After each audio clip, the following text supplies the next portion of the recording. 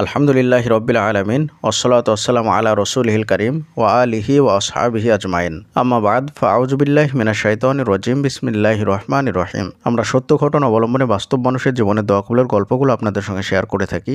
আপনিও চাইলে আপনার বাস্তব জীবনের দোয়া কবুলের গল্পটি আমাদের সঙ্গে শেয়ার করতে পারেন, আমাদের চ্যানেলে প্রচার করা হবে। দোয়া কবুলের গল্প পাঠানোর জন্য আমাদের ইমেল আইডি ব্যবহার করবেন। আমাদের ইমেল আইডি হলো khalidhasan6695@gmail.com। ডেসক্রিপশনে গেলে আমাদের ইমেল আইডি পেয়ে যাবেন ইনশাআল্লাহ। আজকের এই দোয়া কবুলের গল্পটি একজন বোনের দোয়া কবুলের গল্প, আর এই দোয়া কবুলের গল্পটি বিয়ের বিষয়ে দোয়া কবুলের গল্প।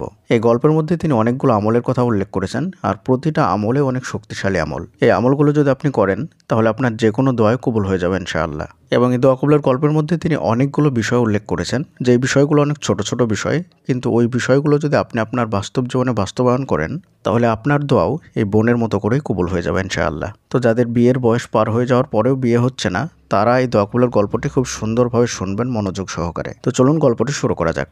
প্রথমে তিনি সালাম দিয়েছেন, আসসালামু আলাইকুম ভাইয়া, আশা করি আল্লাহর রহমতে ভালোই আছেন। ওয়ালাইকুম আসসালাম রহমতুল্লাহ, জি আলহামদুলিল্লাহ আমি অনেক ভালো আছি। এবং তিনিও লিখছেন, আমিও অনেক ভালো আছি। তারপরে তিনি তিনার দোয়া কবুলের গল্পটি শুরু করছেন। তিনি লিখছেন, প্রায় 2 বছর পর আল্লাহর রহমতে আমি আপনাকে দোয়া কবুলের গল্প বলার সুযোগ পেয়েছি।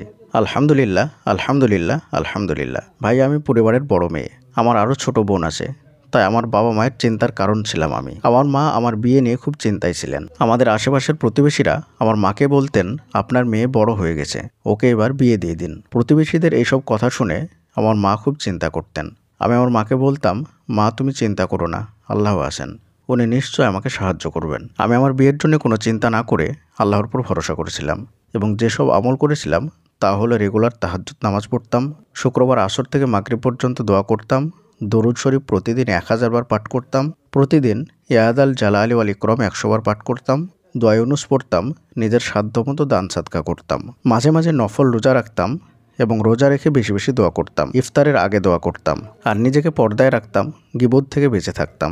এই ছিল আমার দোয়া কবুল হওয়ার জন্য আমল।